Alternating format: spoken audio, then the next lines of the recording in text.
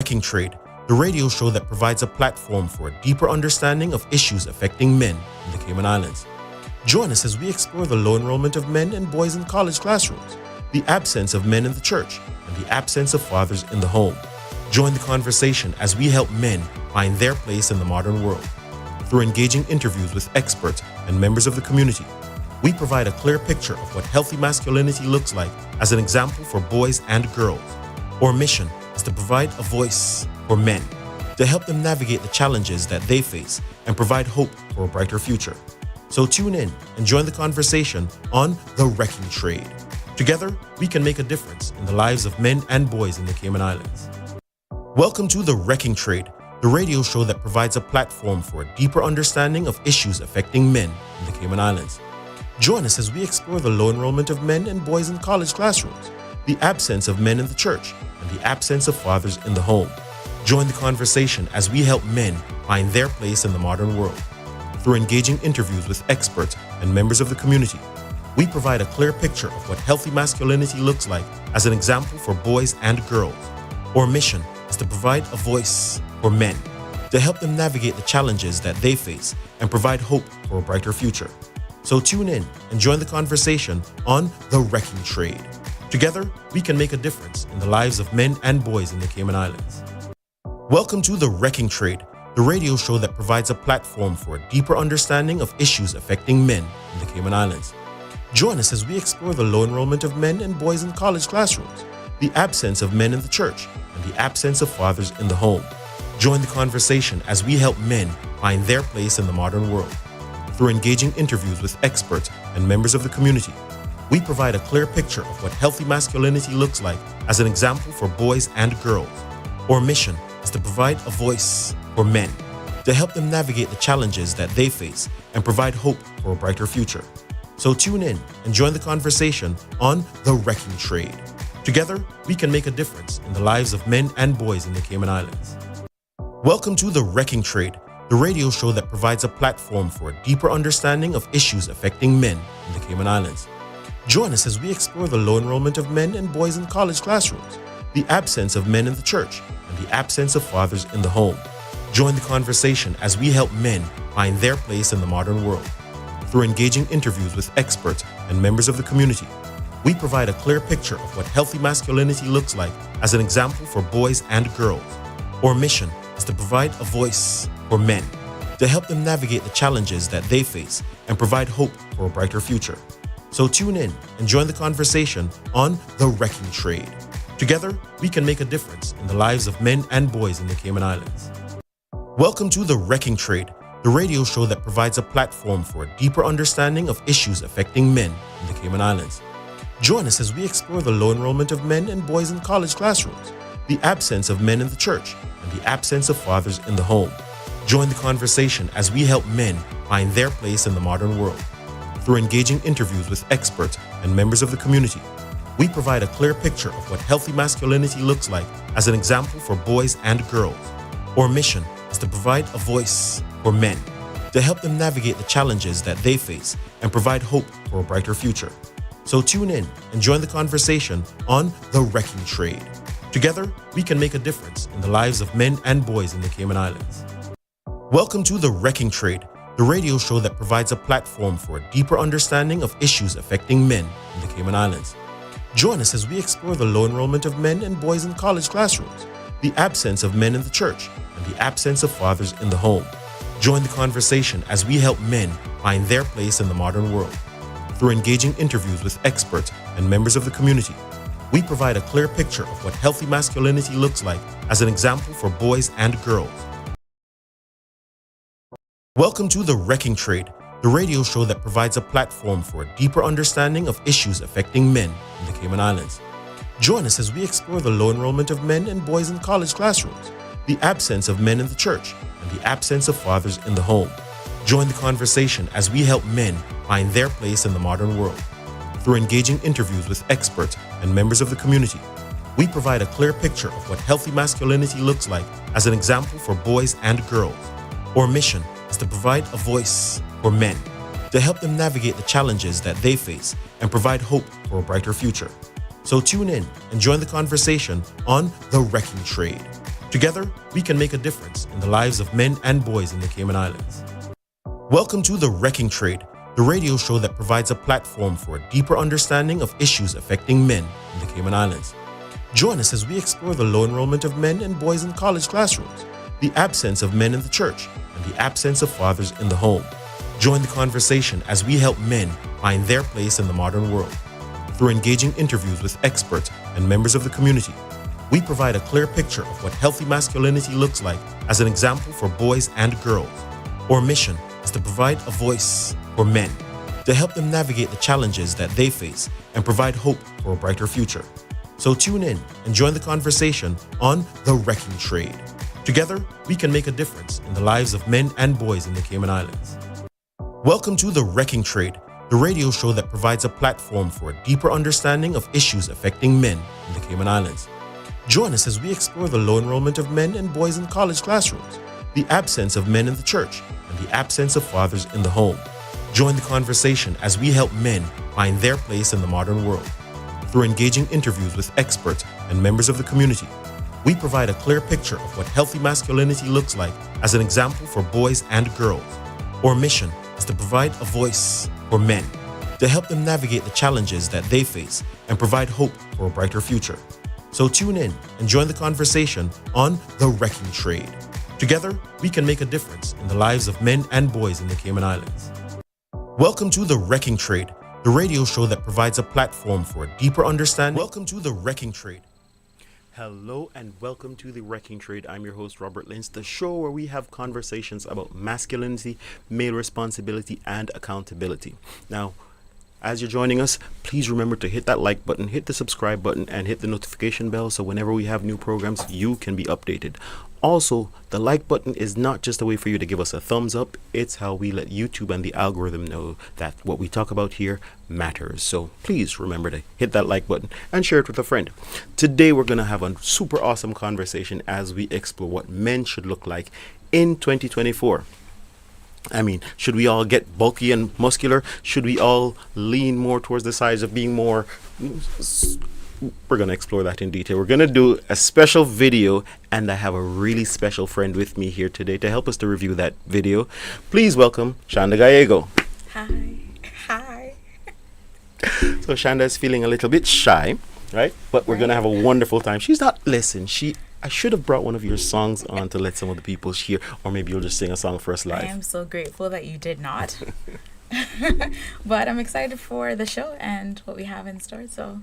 All right, so with that, let's jump right into the show as we share this video from PragerU, where a young man explored the question of masculinity in this age and what it should look like, looking at specialists and what persons are saying on the streets.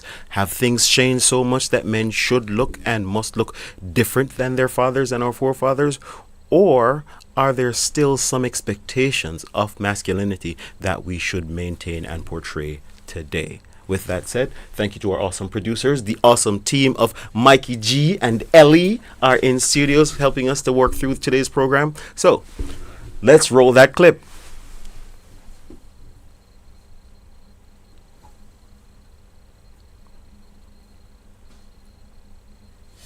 And as we roll the clip, I trust you're hearing sound. Feel free to let me know if you're hearing sound as we work through to make sure that we're hearing sound right here in the studio. We may need to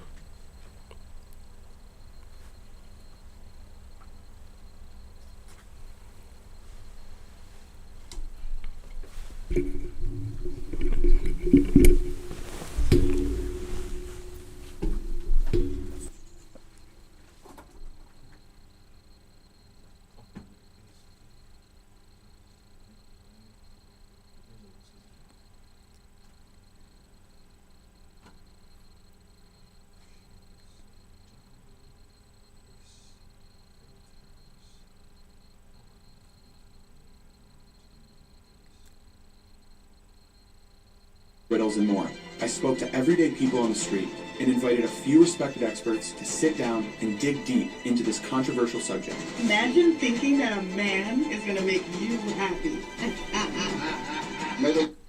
All right, so let's see if we can grab that one from the top. Technology is awesome. It always works exactly as it's supposed to work when it's supposed to work. But then we have fun in studio, and this is the joy of doing things live, right? Are you looking forward to doing a live show? Well, in my days, Mm-hmm.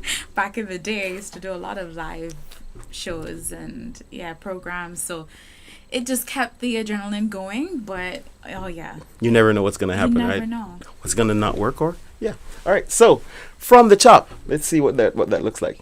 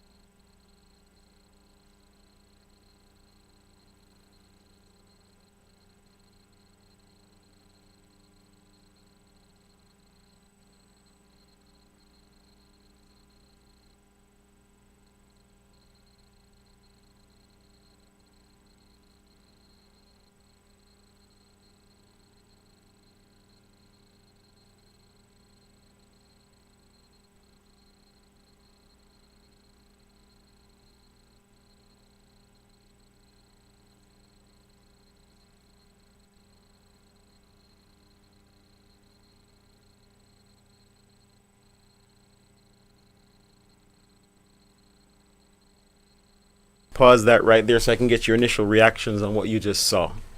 Yeah, that was fun in the last part. I wasn't expecting that. The amen and and women. And it's a far-reaching conversation. There's another one done by Matt Walsh where he went around the world trying to ask persons what is a woman? That's the question. What is a woman? And we're having challenges answering even that question. So the ripple effects of this extends beyond just the male-female dynamic, but all the way into government policies, all the things. Absolutely. I think one of the other things that stood out to me in the video is actually the first question that was asked by the guy. He's questioning. And, it's so interesting that men have to question themselves in their masculinity or question their masculinity today. Absolutely. Because things that when I was growing up, you were told, hey, these are the things that men do.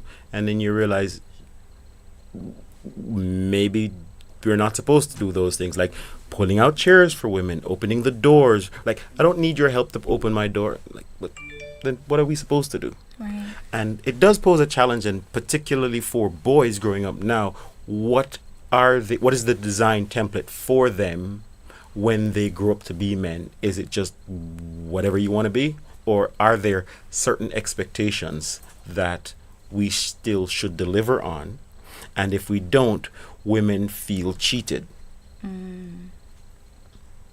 Yeah, that is interesting, and you have to also consider the fact that a lot of men they're the product of their environment, right? And so you often find that if they're not growing up in a household with a father figure, they're probably being raised by women, taking on a lot of the feminine traits and responsibilities, and then it becomes so complex to the point that when they do go out in society, when they get a little older, they attach their identity to what they've sort of been raised by and they've seen and they've been around as their environment. And it's interesting that you said that, because as the video progressed, you saw the idea of, what do I need a man for? Women are good. So there might be a mindset among women that says, I can do all of these things on my own, including raising the children. And then we're going.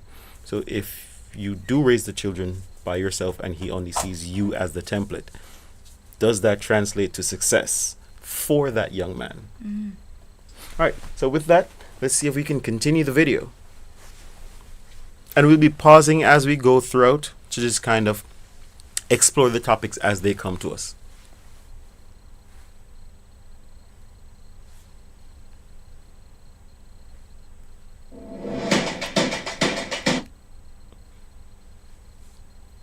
Right there.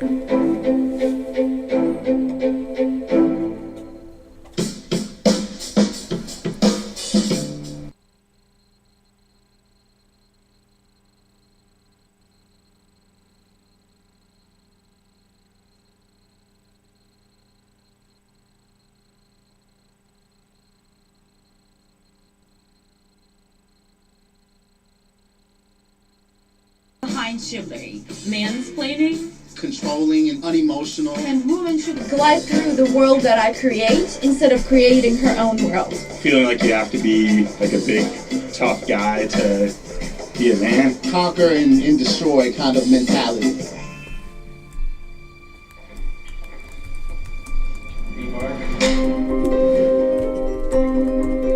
Well, when you were in your 20s, you were all in on the idea that masculinity is toxic, so much so that you set out to make the documentary, The Red Pill. Can you talk to me about how you changed in your beliefs as you were making this documentary? That was in my 20s, and I made quite a few films with that mindset. I was really a feminist filmmaker. I was making films about women's rights and also LGBTQ issues. And I saw men as the oppressors of women throughout history. I believed that women made 77 cents on a man's dollar, and I believed in the patriarchy. So I set out to make a film exposing misogynists. Even while I was filming, I was still really resistant to what I was hearing. I was angry and was even getting hives just thinking about how much I disliked what they were saying. But then when I put the pen to paper, I think that's when I really started to question my beliefs. I couldn't argue with what they were saying, and when I did the fact checking with the statistics that they were putting out there about history and about gender roles, I realized that they were right. And then when I was transcribing the feminist interviews, I was realizing there were a lot of incest supporting, woman hating. The feminists really didn't understand the men's rights argument very well, and so because they didn't understand it very well, they couldn't debate it very well. Don't even start with that whole, oh, but you don't think about the men's issue. Well, then you know what? Start your own, which they have, but maybe make it a little more about legitimate issues. And I realized that they weren't really listening to the men's rights perspective.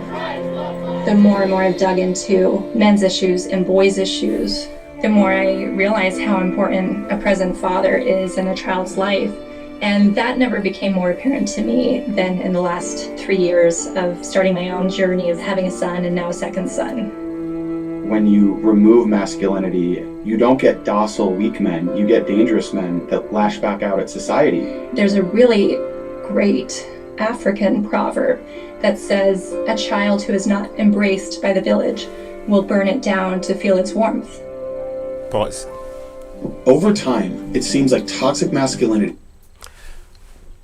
So the expression I believe she just said went, the person who is not embraced by the village will burn it down to feel its warmth. And that idea is sometimes we exclude these persons, but they still want that connection. Absolutely. There is a desire, a craving for it. Mm-hmm. And so they're always going to be going on a search. It's like a void needing to be filled. Like they're constantly in search of, and while they're trying to get there, they're learning so much about themselves, they're learning about other people and the construct that is being built around them. And, it's funny that they touched on toxic masculinity because that exists so much.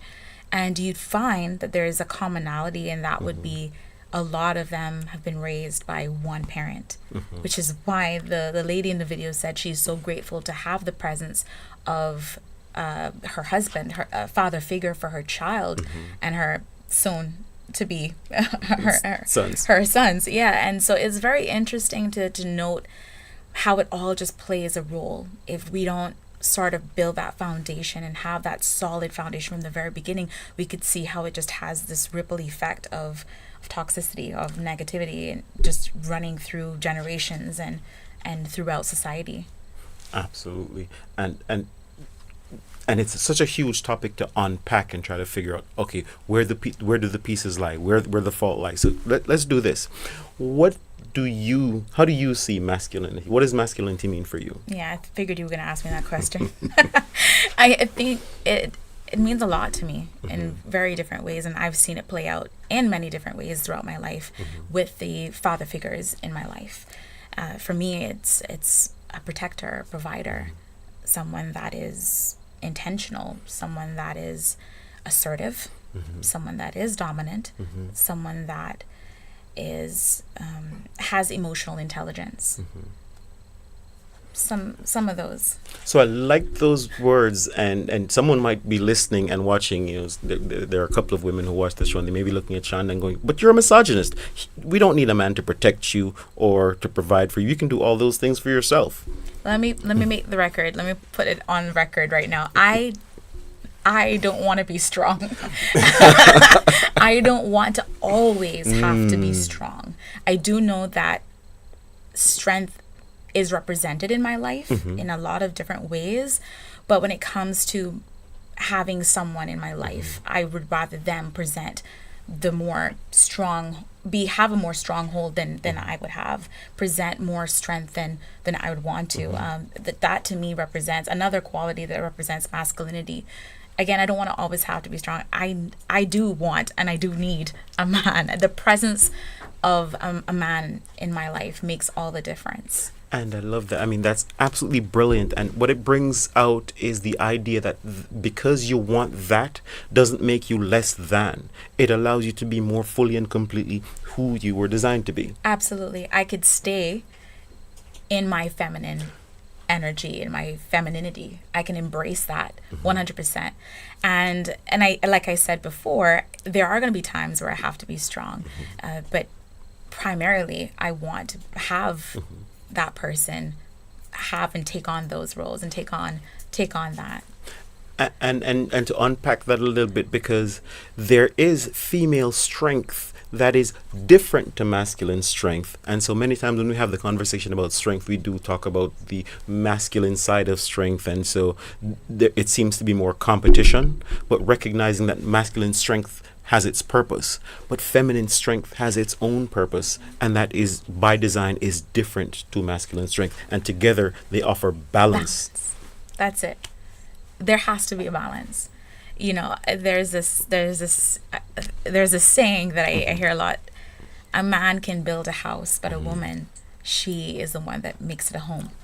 There we go. And even in that concept, you understand that we have our different roles to play. We have our different responsibilities. And that to me is something that we have to learn and unlearn with the two. Are you saying you believe in gender roles? Not quite. Let's see if we can unpack that. I'll tell you why I say that. Going back to what I mentioned, I've seen the roles play out differently within my life. My grandfather, God bless his soul, may his soul rest in peace. He was one that went out to sea, and my grandmother stayed home and she took care of the kids. In my immediate household growing up, my dad actually he worked, yes he did, but there was a time in my life that my mom was actually the breadwinner. So the roles changed, and my dad was seen in the kitchen preparing meals for my siblings and I saw the dynamics change, but there was still a balance. There was still the opportunity where my mom could be the one to take care of the home and my dad would be the one to go out and work and provide. And so it's interchangeable, and to be honest, because I've seen it play out and work well, that's why I say not really. Not really. So it's connecting with the idea of the Proverbs 31 woman, virtuous woman, and you see her considering a field and buying it. So it's not, and again, what we're saying is it's not that women can't work, because you may find yourself in a situation where times are hard in the thing that the man is doing, but because she is able to consider a field and buy it, she's able to contribute, but understanding that that's his role and she's helping, as opposed to something that she takes over. She takes over. Or dominates. Right. And then in that dynamic, you're also recognizing that just because she is helping in this regard doesn't mean the dynamics change and now she is the leader. Yes? Yes, absolutely. And you find a lot of the misunderstanding of that when you do see it play out. And a lot of people misconstrue helping with taking over. and a lot of times it's a matter of tone, it's a matter of approach, it's a matter of responsibility, how we take on those responsibilities, how we appreciate the job that's being done. See, even the response to helping matters. It makes a difference. Absolutely. And what that helps us to unpack is the question of, is it easy or hard to help in that way and not take over? That's a good question. Well, certainly we can consider that a little bit more as we go on. So let's see what else is happening in this video as we explore this topic. Has become a catch-all term for any male behavior that someone finds offensive or unpleasant. This inconsistent, arbitrary criticism leads many men to fall into the trap of actual toxic behavior. As I think about becoming a father one day, I want to understand just how important a male figure is in a child's life. How's it going?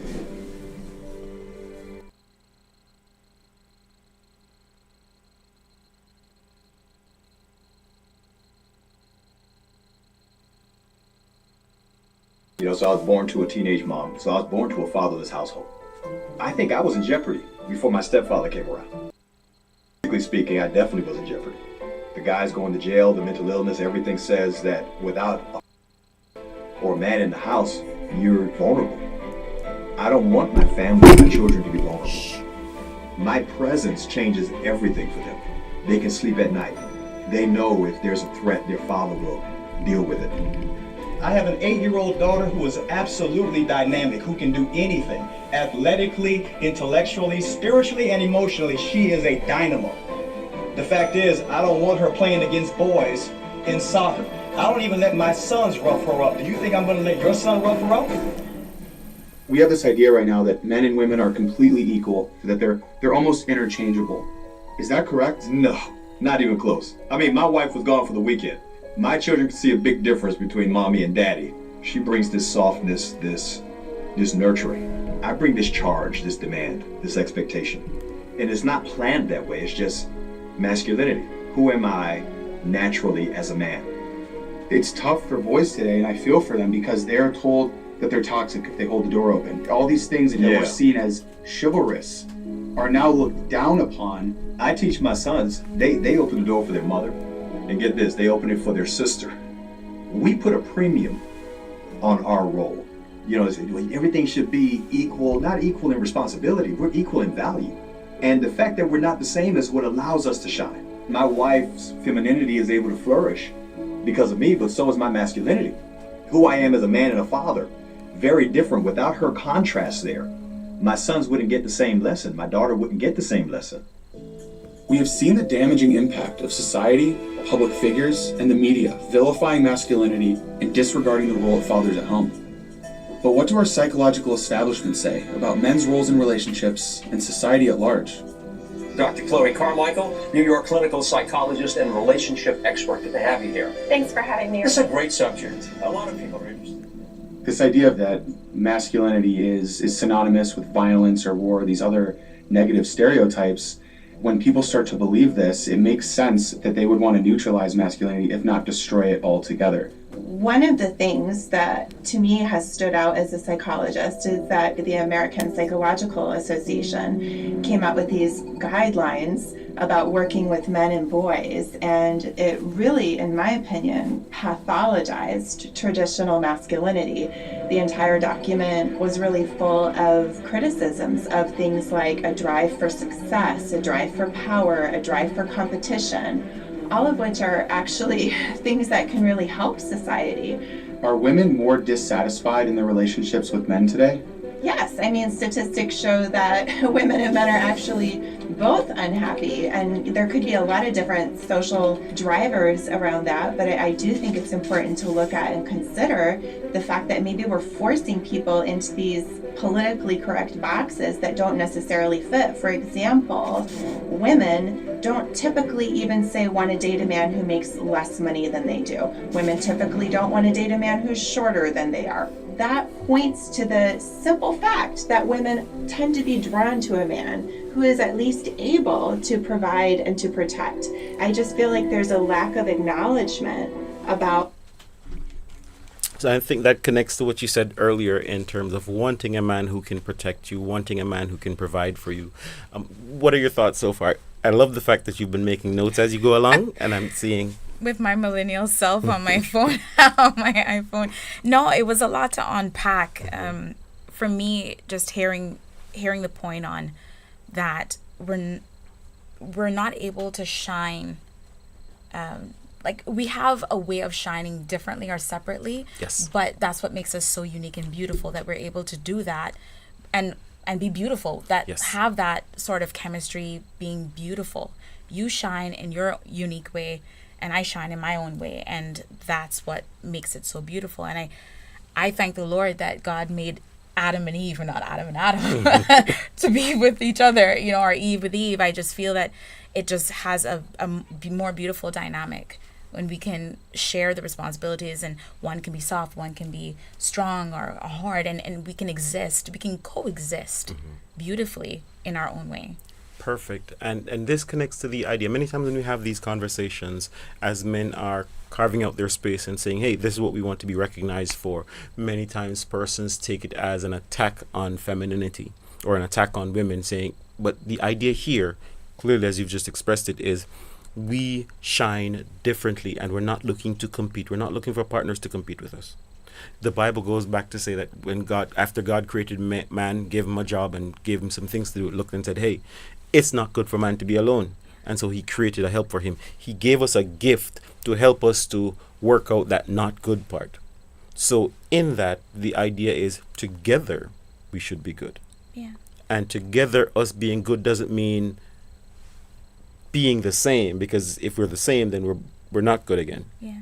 And I often get confused when people, because I love listening to a lot of people that are in relationships and are married, and they'd always tell me, you know, opposites attract, and I always used to find myself confused about that, because my opposites attract, like we have to be completely different to kind of fit and work out, and sometimes it works, sometimes it doesn't, and I realize a lot of times it could just be really small things. You know, I spoke to a couple the other day, and one prefers the lights out at night and the other one prefers a little night light, but that person can't sleep with a little bit of light that's there, and it's little things like that. You know, obviously they're very small and not exactly significant, but you notice that they work. For some reason, they just work. They work, and I guess here the underlying message is they work when we understand and appreciate the differences, and we're able to celebrate them. For instance, you can give birth, you can carry a child, and that's okay. That's wonderful. Many times you hear a person going, we're pregnant. No, we're not. You're pregnant. I'm not pregnant at all. I don't feel pregnant, and I don't think it would be ideal for us to be pregnant together. Because then what happens is, if we're both being pregnant, then no one's focused on the protection. Because when you are pregnant, my job is to make sure I can do anything that I can to make sure that you're safe and that child that you're bringing is safe and protected. And we can together work in our own to bring this child to term. You're working on the building and the creation. I give this example sometimes. If we go back to prehistoric times, if we're in a cave and we're both pregnant, then we're both hungry. If you're pregnant, you can stay safe in the cave, and I need to go outside to get food so that you can have food, and then we can both flourish. The whole family can flourish. And so being able to celebrate our differences is something I think that we're missing. To be able to go, during puberty, you got special gifts and I got special gifts. You got breasts and hips to deliver and nurture, and I got muscles to hunt and kill and do those things. And it's okay. It is okay. It is absolutely okay. Yeah, and going back to the video, there was a point that the guy made just before we resumed. he mentioned that presence is everything. Having his presence in his children's life, it makes a difference. It sets the standard.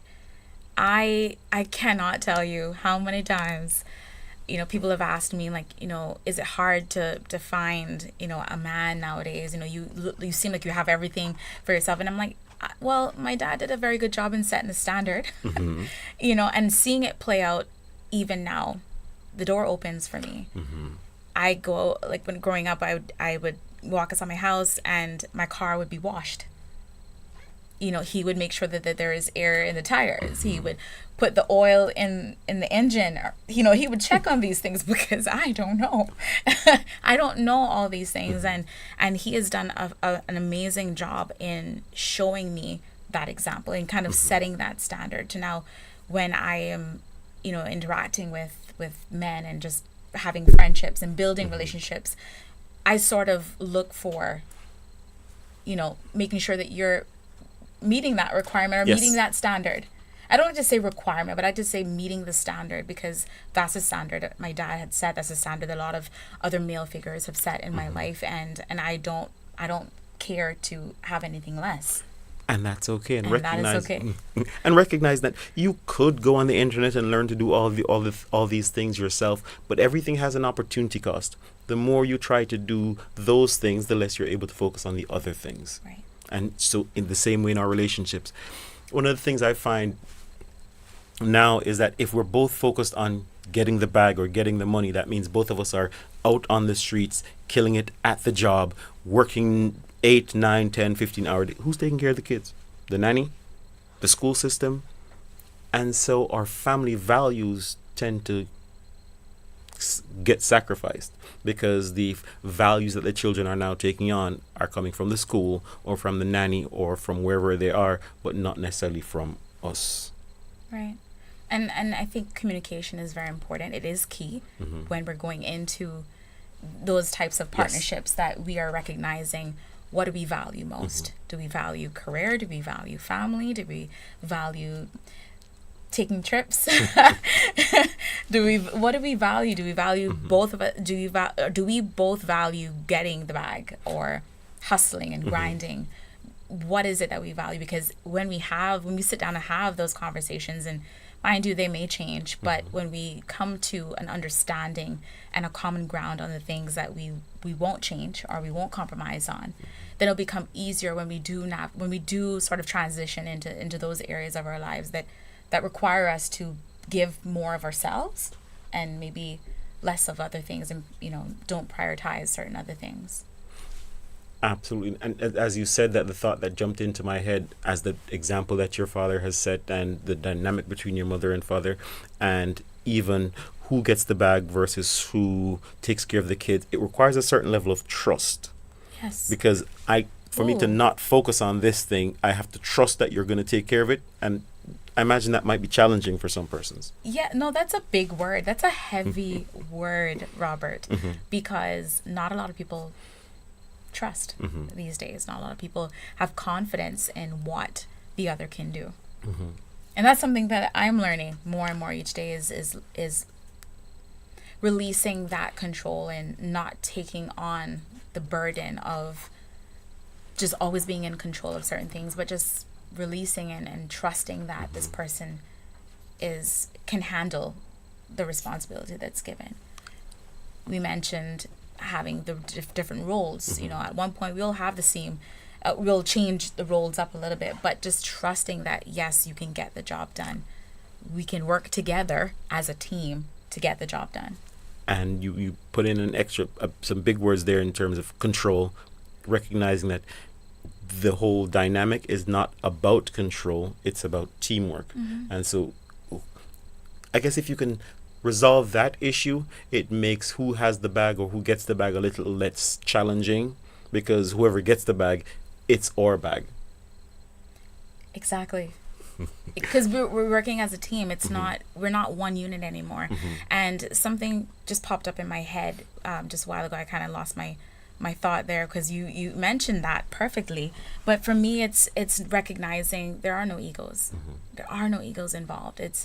and especially when it is something that when it's a relationship that's Christ-centered or focused on purpose, we're headed towards that together. So it's like we gotta be together. We gotta be equally yoked in that understanding, in that mind, being together in that mindset. In one That's accord. what we are trying to accomplish. That one goal. We're headed in the same direction. No one's trying to get there before the other. We're not trying to clock out before the other. We're heading in the same direction together, working together as a team. Absolutely. And I guess right now we have to recognize that we are talking about the ideal. And so if we go roll it back a little bit, we do recognize the persons are working through trust. They're working through the dynamics of how they were raised and what they were raised as. And here, I think the gender roles in how they've been designed biblically helps to mitigate some of those issues. If I know that this is your responsibility, like you said, we're equally yoked, I know that these are your responsibilities, then that means I don't necessarily have to trust you as much as trusting that you serve the God that I serve, and so we can both walk in the same direction, and then we can build faith as we go along and build trust. Yeah. And as you've mentioned, Robert, we all have baggage. We have baggage. We have trauma. We're triggered in so many different ways based on our lifestyle, our background, our growing up.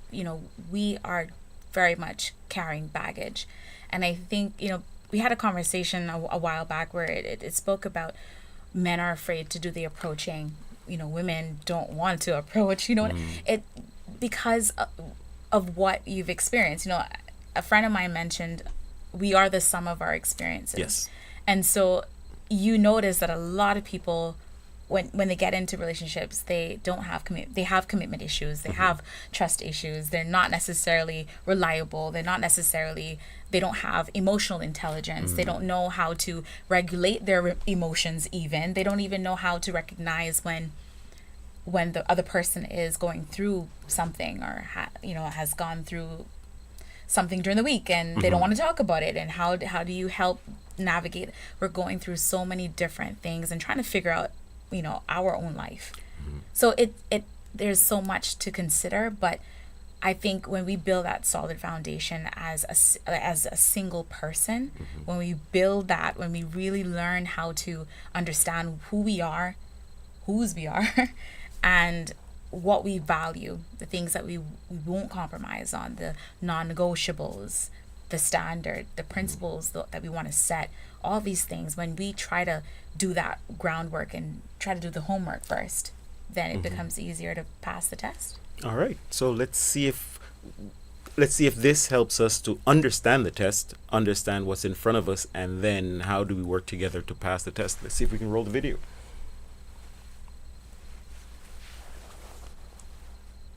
The role of men and their contributions, just like these young women want a man who's going to love and respect them as a woman, I would encourage them to think about offering the same gift to their boys and men.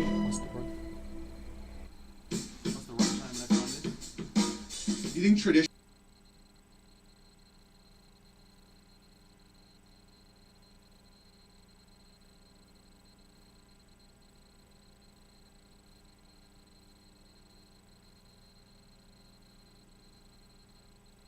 Strong men. 9 more minutes. But 9 more. To protect people in particular, because I don't really believe on the implications of social gender. What about building the roads and going to war and, and sewage jobs and construction? Don't we need men for certain things? We need just bodies for a lot of things. What people call manpower is just body power. And guess what? We don't have bodies. Depression for a man is that feeling, nobody wants me. I'm not needed anymore. Basically, I'm out of work. Nobody there to respond to me. Nobody there for me to fix, help, serve, support. Being out of work is the major depression for men, or being in a marriage where you feel you can't do anything to make your partner happy. And that's why depression is very different for a man than for a woman. Men and women are different. Biologically, we're different. And to respect those differences is not equality. When the people say we want gender equality, what they're asking for is gender sameness. Men and women are different in a positive way. Can you talk to me a little bit more about that need for seeing a healthy relationship between a man and wife and that effect it has on the kids? Yeah, it's so important. 25% of children today are growing up in a household without a father. 50% of African American boys are growing up without a father. You have no role model at all of I can be a powerful, good man. They don't know what that is. And a good man is someone that women trust. So does my mother trust dad? And the prevailing narrative today is that traditional gender roles aren't necessary anymore because they were completely a result of a social construction. Yes, let me interrupt. It was a social construction by wise people to make men good and make women happy. That was the social construction that did it. That's why my family could be so happy growing up. It was the 50s. A man could earn enough money to support his wife. She could spend time with her children until they grew up. She could hire help to help her with her children. She could live in a safe neighborhood. That's all gone. Middle class is crashing down. We've gone too far. We've gotten too progressive, and taking a couple steps back into traditional gender roles is probably what we need right now. Well, what suffers is boys. What suffers is girls. Boys don't know what it means to be a man. Girls don't know what it means to be a woman, where you can depend on someone and you don't have to do it all. Our children are confused. John Rosamond has a master's degree in psychology. Is the father... So he brought back or kept repeating an idea there that says a good man is someone that women trust. Mm-hmm. But we seem to be having a huge trust gap there, which translates to many women going, I don't need a man, or all men are dogs, or all of the things that we saw at the beginning of the video. Yeah. What are your thoughts on that? It's obviously a lack of faith in men. It's lack of confidence in men that they can provide, that they can do what they're supposed to do. Mm-hmm. But again, it goes back to what that person experienced in his or in her lifetime. Mm-hmm. That would require her to say, no, I don't need a man. That's a conclusion. Yes. From something. So for me, it's a matter of there's a rooted issue with that, and so we have to try to break it down, figure out where it's coming from, and how we could sort of remedy that concept in that person. Mm-hmm. But I think it ultimately is a matter of women have lost some level or some extent of confidence and faith in the person that they want to trust or are trying to trust, and it's because there was an absence of that in what they've seen growing up. I believe.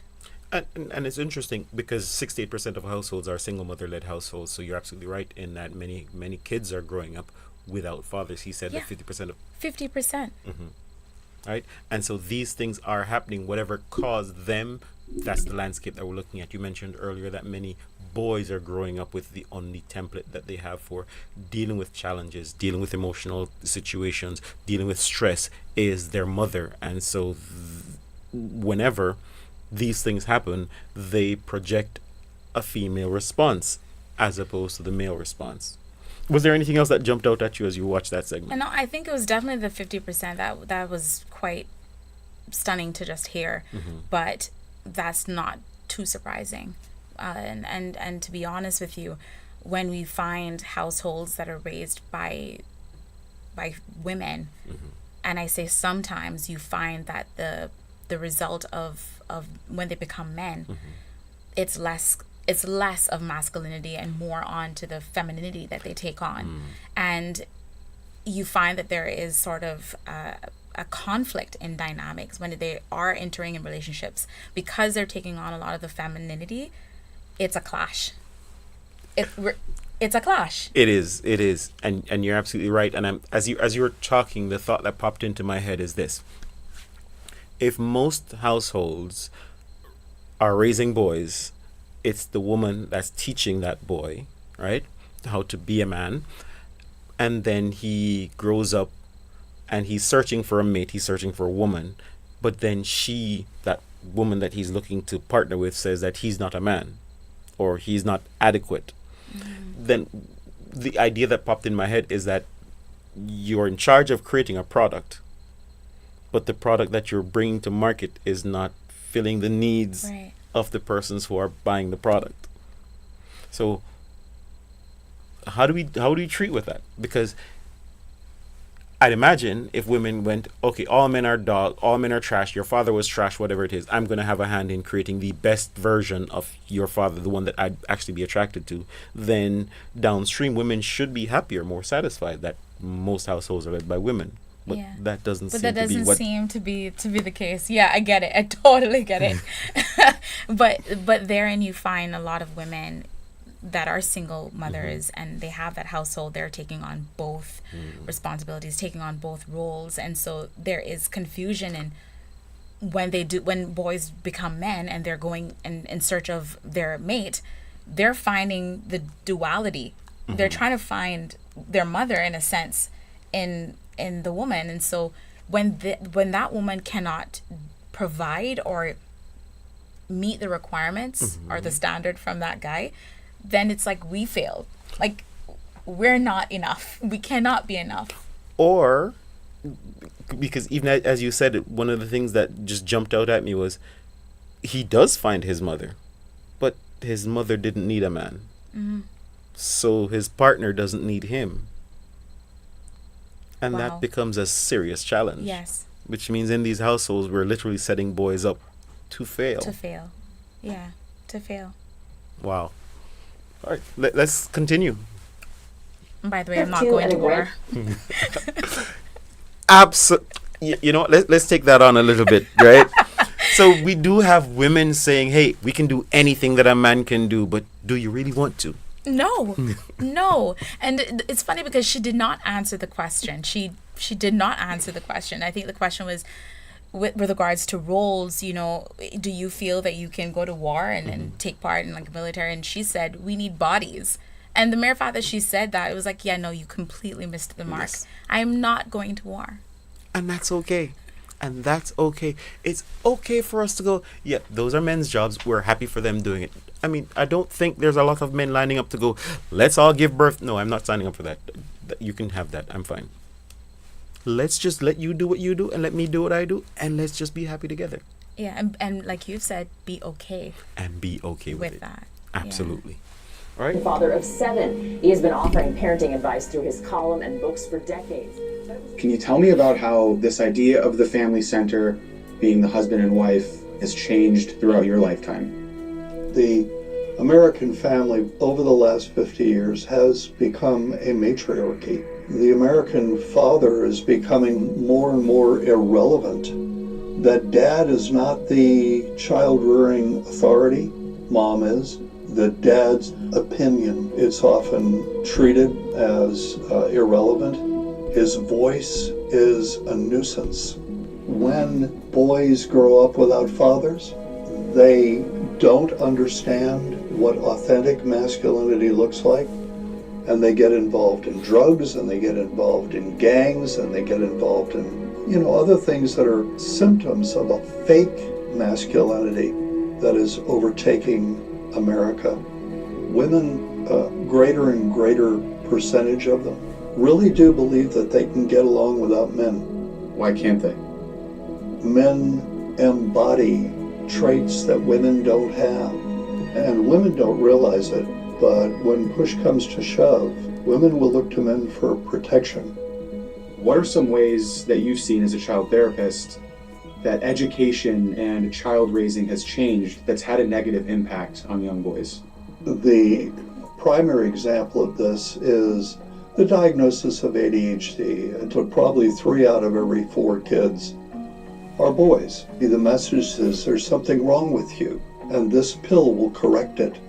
I think translating the sense of induced helplessness in our young male population, whenever I hear of a young person in his mid-20s, even early 30s, who's living in the parents' basement, it's always a young man.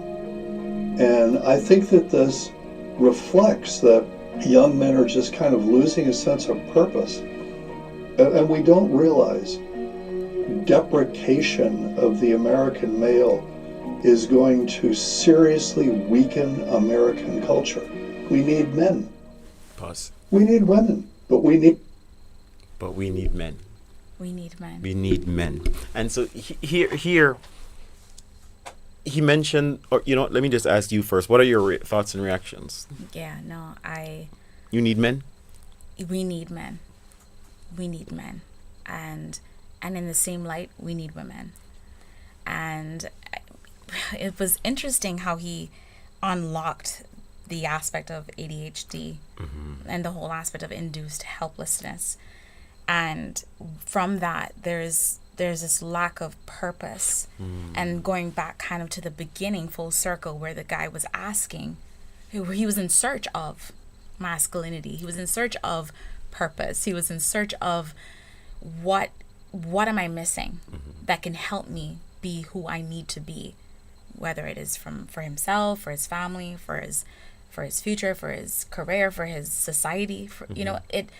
It is like a ripple effect when that foundation is not solid, when it has not been laid in the way that it should be laid, where there is presence of both a male figure and a female figure in the household, not necessarily performing the roles that they're meant to perform, but just being there. You hear it time and time again throughout the video, presence, the opportunity to be present and to have some level of visibility within a child's life, and they mentioned boys and girls, they hurt. They're the ones that will hurt, because then they're kind of innocent into all of this, and as they grow, they're seeing and they're adopting and adapting to whichever environment or whatever that is being taught to them. So in a sense too, if we had to remedy or correct or find some solution, we kind of have to like go back to the drawing board, the institutions, the community, the home, the society, the people around them. Yes. So to try to get an understanding and then figure out, okay, well, in terms of education, where do we need to be?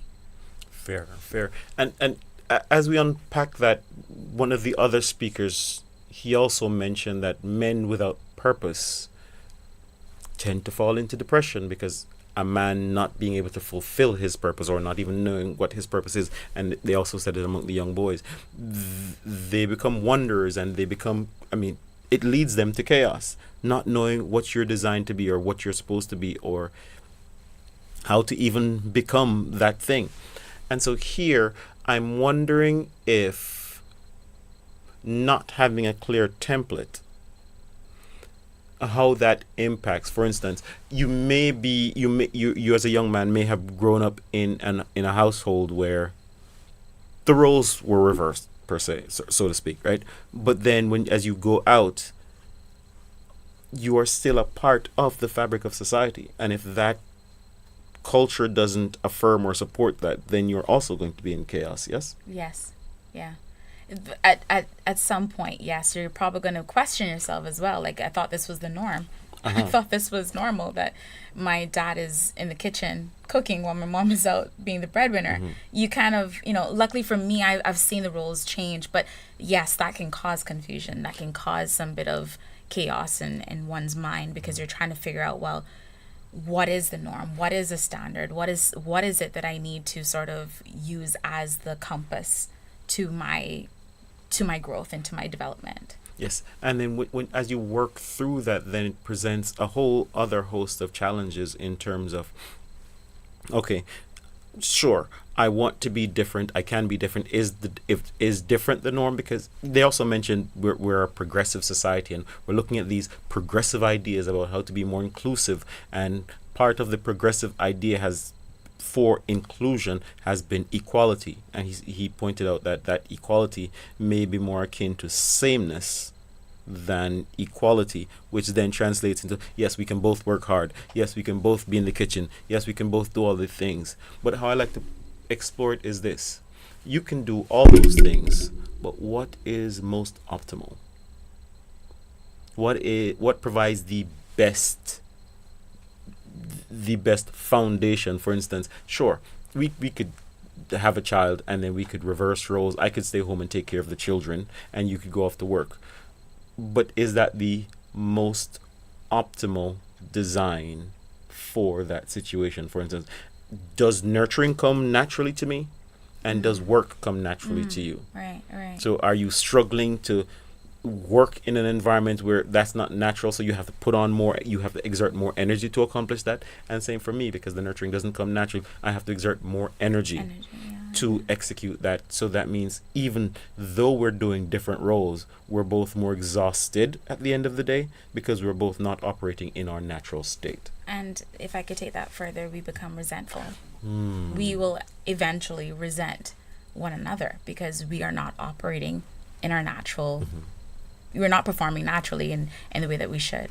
And yeah, you do find that when the roles are changed, that it becomes difficult, it becomes challenging, but what works for one may not work for the other. And so you have to find the common ground. You have to find what really works. And as you asked, optimal foundation, it's trying to find the optimal results, like the best optimal results that you possibly can. You find that people want to work harder, not smarter.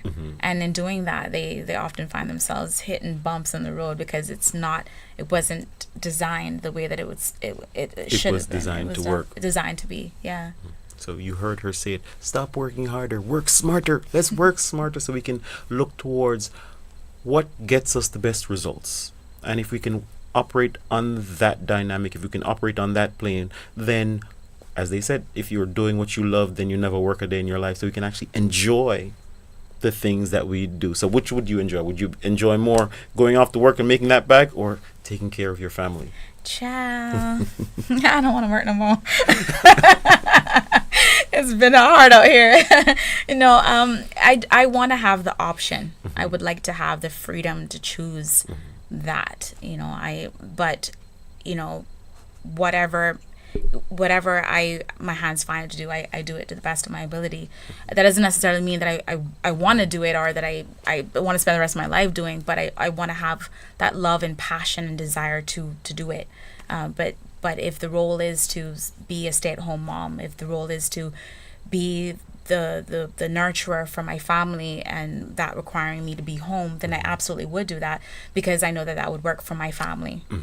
And so and a lot of it is humility at best with what is required. And I think it kind of in my life, as a single person, you look to working for the Lord. You use that opportunity, use this season to be busy for the Lord and be more purposeful in your work for the Lord. And so while I do that, I'm nurturing myself, preparing myself.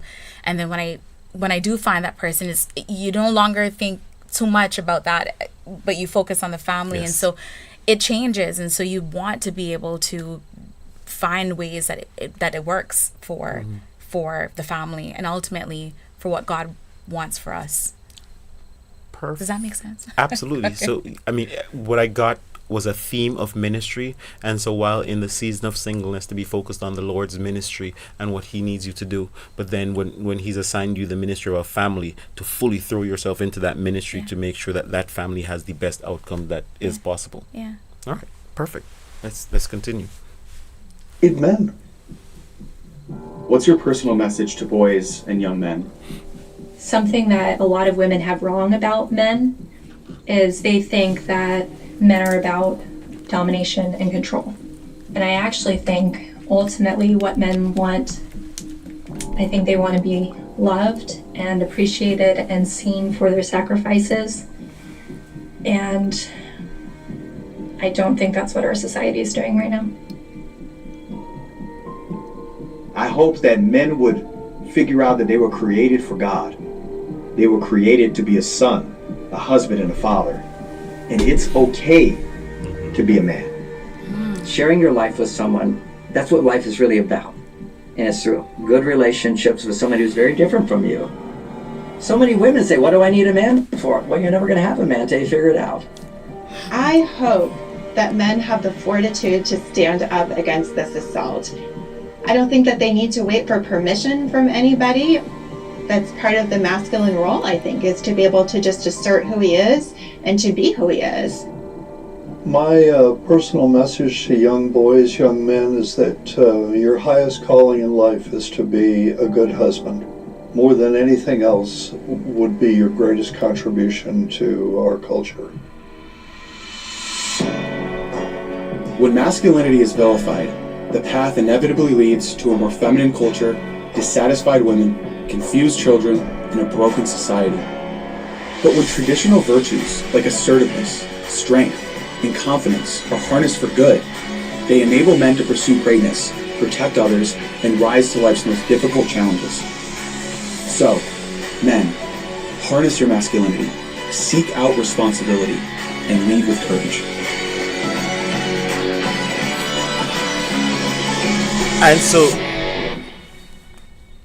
And so here he's mentioned that the highest calling for a man is to be able to be a good husband, a good partner. And that seems to be challenged if we're working in a place where we don't trust men anymore. And so their purpose disappears, because it doesn't matter how good I am. If you don't trust me, then I can't do it. How do we solve that problem? I think it's a matter of learning and unlearning. As I've mentioned, it's very difficult because we're faced with so many things. But for me, again, like I've said, when we focus on, it's interesting. I'll answer it like this. Back in college, I participated in a rap discussion at my church. It was like around AY time, and I don't think the church ever had a rap discussion or rap session before. It was weird, but anyway, it was, and we were in the circle, and the question that was asked first was, where are the men? And I think it might have been like 45 minutes into the discussion, I think at the end, the question wasn't so much where are the men, but where are we as individuals? And so I keep going back to finding the opportunity to learn who you are, learn your values, learn more about your purpose and what you have to bring to the table. Learn as much as you can, build that foundation, because then we are able to offer ourselves in the most healthy, the purest, loving way possible for the person that we desire to be with. And it's interesting and most powerful that they concluded the video on a call to action. And for me, my prayer has changed a lot to, like, Lord, where's my man? when is he going to come? Or not even that, like, Lord, please, bring him. Now my prayer is, I pray that the man that I meet desires to be a husband and not just one that wants a wife. Because in that, he will learn to find the qualities that bring the best out of him, bring purpose, bring assertiveness, bring all the things and qualities that he wants to be the best that he can be, not just as a man, but as a husband and ultimately a father, but also the head, the head of the household, the leader, the one that takes on the leadership role, and vice versa. My prayer is that I'm prepared to be the woman that is necessary for my family and for my marriage and for my partnership. Because in doing that, when we're working on ourselves individually, you can't go wrong. You can't go wrong.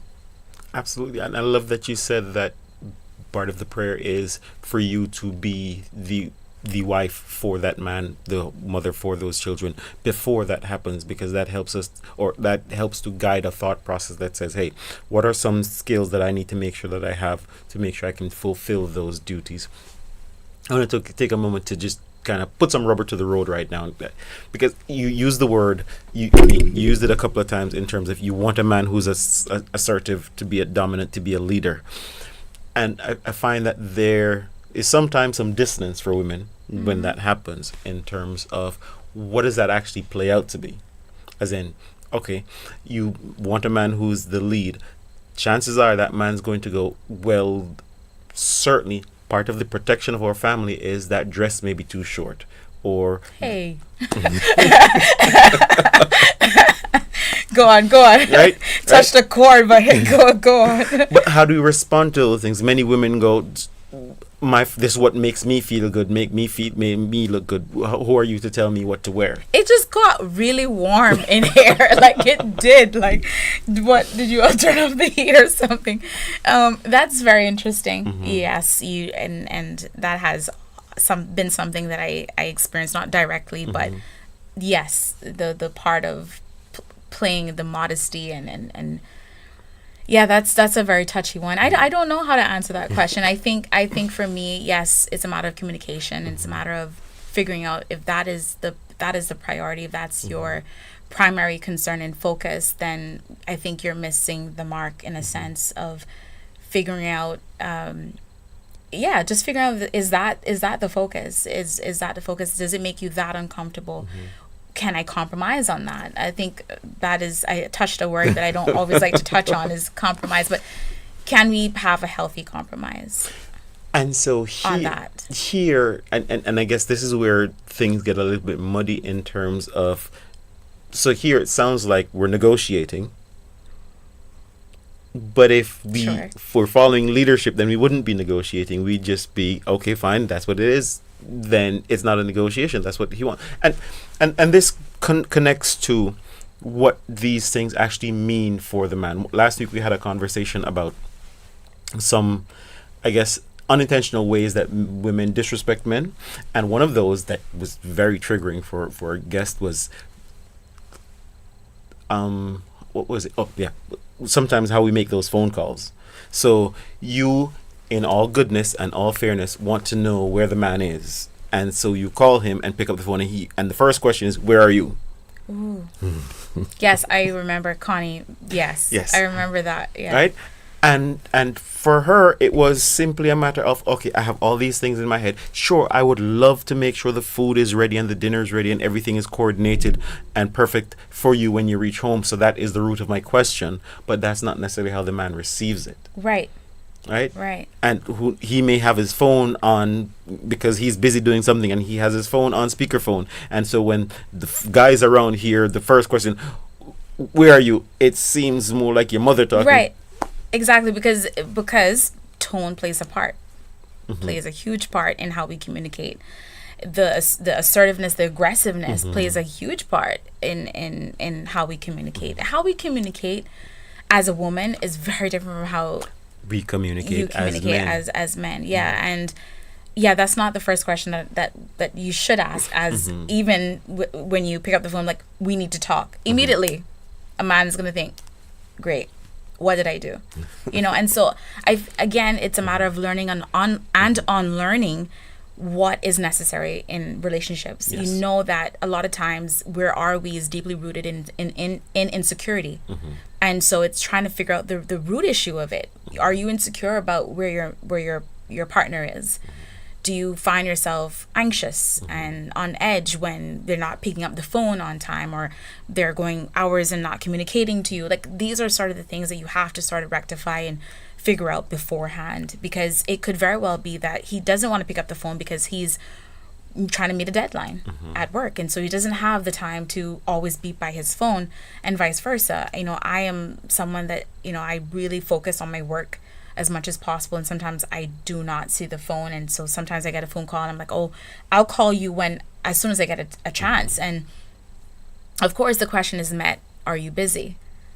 Yes. If that is a question you're going to ask, that's what I'm going to answer. But I do not understand that the way that we communicate is very different, and so a lot of times it's a matter of tone, it's a matter of approach, because the first thing I would say, hey, I have dinner at home, just wondering what time are you getting in? Lovely and brilliant. And what that tells me gives me the communication that, hey, this is why you're doing the thing. And so it actually then makes all like, ooh, she has dinner ready.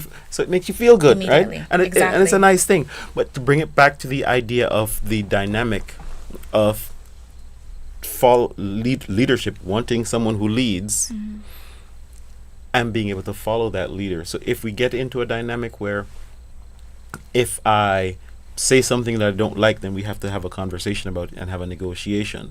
Does that translate into actual leadership, or are we co-leaders? Well, one would say both, but to be honest, it's a matter of, when there's something that doesn't sit well with you and you have a conversation, I need to see if this is reasonable, and it is not just you and your ego or your pride getting in the way, but it's something that you are. I would hope that you're leading through prayer. Yes. That you're leading through, if this is what the Holy Spirit is driving you to do. If it feels like by you doing this or approaching me in this way, does it edify one another? It boils down to those values. And when I can discern that it's coming from a place of you want us to be better together, then yes, but we would compromise. But we would compromise, we would negotiate, we would agree to that. But wouldn't that translate then into us having trust issues? Let me frame it this way. Imagine Abraham and Sarah, right? They live in this wonderful place where they're rich, they have money, they have all of these things, and they're worshiping stone idol gods, and life is good. And dude rolls up and says, hey, we're gonna go to this new place. I don't know where it is yet. We don't have any people there, we don't have any money there, and then I'm hearing voices in my head. Would that sound reasonable? I'm like, what? Yeah, I'm still struggling with that situation with Abraham because, I would just been like, sir, what are you doing? Voices in your head, but yes, leadership is important. And so that means sometimes as a leader, the people you lead may not always understand the places that you're trying to take them to, the things that you're trying to bring them into, and that could be could be coming directly from God. But even as you express it, just like expressed it now, that's exactly how it happened in the Bible. But then, if it's a situation where to follow it requires that you understand and then compromise, then doesn't that pose a challenge for my ability to lead? It does pose a challenge. And you find even in right now, we're doing Bible readings right now.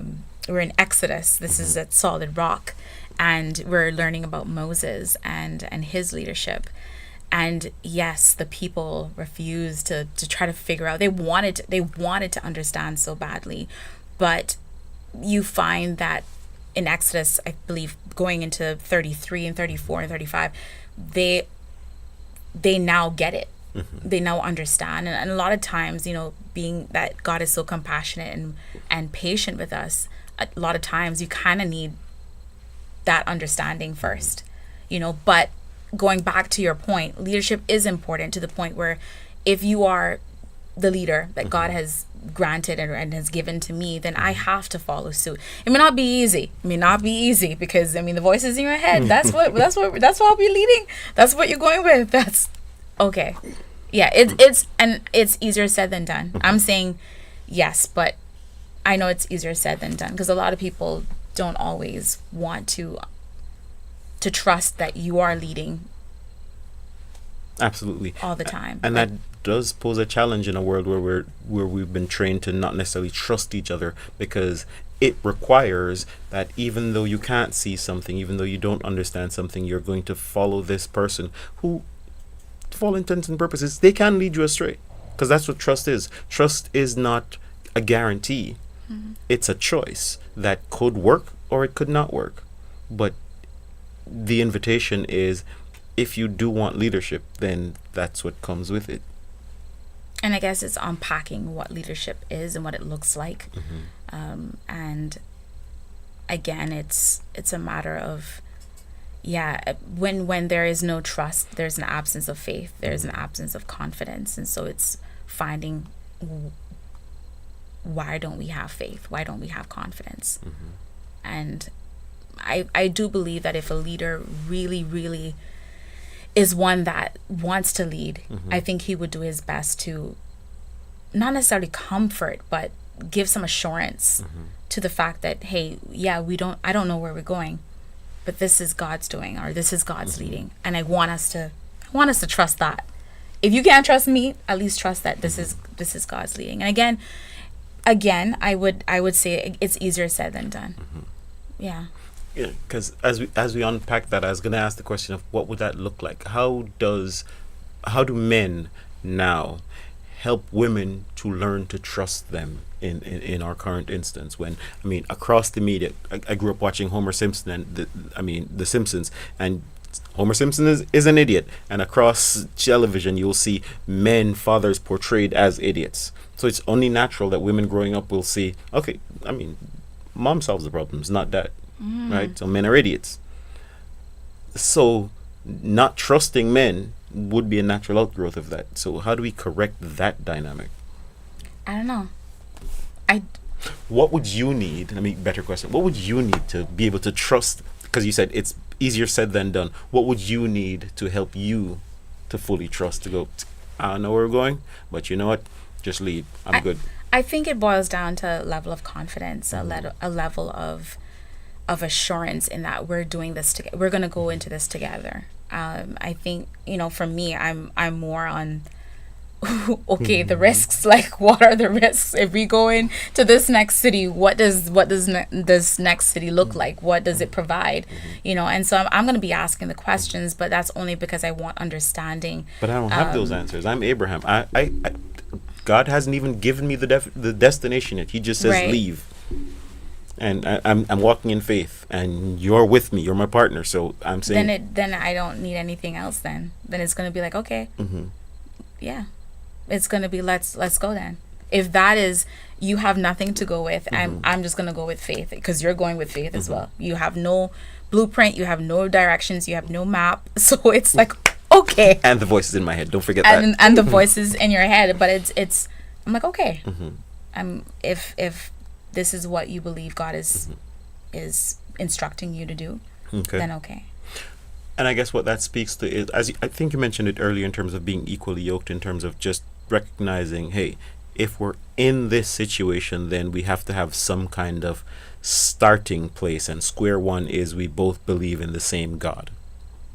Square one believes we both believe in the same template. And so in the absence of clarity, in the absence of all the questions answered, we can lean on that square one and go, hey, whatever happens, win, lose, fail, or success, we started here, and that's what we're starting with. How would he demonstrate? I mean, because we can say anything. How would he demonstrate that to you, to go, I trust God? How would he be able to demonstrate that to you? And again, this is for men who are trying to find their purpose, trying to understand how to actually communicate in a way that is meaningful to women, so that we don't do this whole Mars-Venus thing. Well, how to communicate that? There's no real way of communicating other than presenting this level of confidence, that you trust the God that you serve, and in doing that, you want to be able for me to have that and be okay with that, because there's nothing else to go on. Like there's absolutely nothing. You have no instruction, no manual, nothing. And how you communicate it is with your confidence in saying, we're in this together. Like this is what it is, but I want you to trust that this is God's leading, that we're going to do this together and we're going to get through it. You said that word twice, and I think it's significant to underscore it, because, I mean, you said it twice. So it's intentional. Confidence. Yeah. So even though I don't have all the answers, I need to find a way to communicate that confidence to you, so that you don't live in uncertainty. I mean, I'm going to live in it either way, because of course I want something tangible. We all want something tangible to look at, but I kind of go back to Moses, and he was like, God, I don't, who am I? How will they trust, like what confidence would they have in me? And he just like, just go. Just go. And so for me, it's, I've given up, I've exhausted my need for control at this point. And so it's a matter of just, okay, it's a matter of okay. I don't know if that answers the question, but what would you say? How would you communicate that? What I get from you is that leadership requires that I project confidence even in the absence of certainty, which then allows you, so what it translates to me is, leadership is not something I can ask you for. I can't ask you to allow me to lead. I must lead and invite you to follow. Yeah. Which for some persons may be a challenge, because they go, I want to get all the pieces, but I just have to let you know that this is what it is. Is that easy or hard? I mean, it could be easy, it could be hard. Yeah. Yeah, you got me in a Yeah, it's I mean, leadership is not supposed to be easy. No, it's not. It's not. It's challenging. And being in ministry, leading a praise and worship team, it's not easy. And there are some Sabbaths during, as we're getting ready for praise and worship, we may not have had a great rehearsal. We may be uncertain with how the chords may be playing out, or we might just have been learning a new song. That would be one. Learning a new song, and I'm like, guys, we're gonna do it. And a lot of times I'm crumbling internally, but I can't afford to allow that to be projected to the people around me. So you're still projecting confidence. Yeah, because they're trusting that I know how to lead.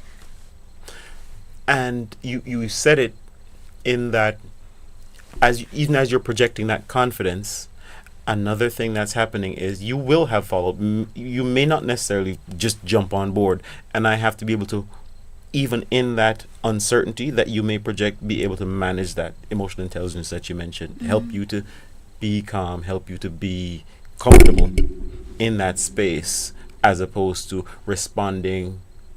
reacting to your emotion with uncertainty and more emotion from myself. Yeah.